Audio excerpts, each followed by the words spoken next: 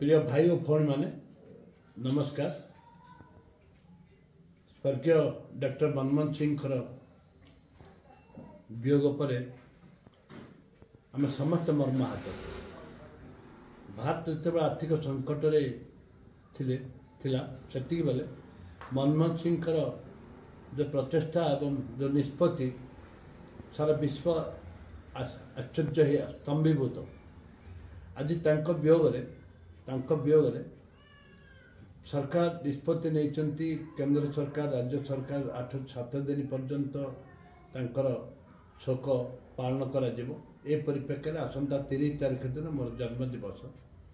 बहु लोक मत आशीर्वाद करती एवं बहु युव भाई मैंने समस्ते केक काटती एवं ख्रीस्टान साइड आरंभ कर विभिन्न जगह केक काटती।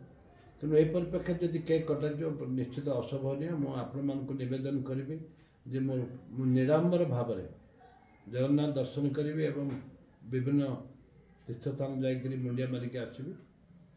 आशा करे जे वर्ष मोर निराडंबर भाव जन्मदिवस पालन कर केक कटा हेनी कि कौन प्रकार नाच गीत भल मंद किसी हेनी।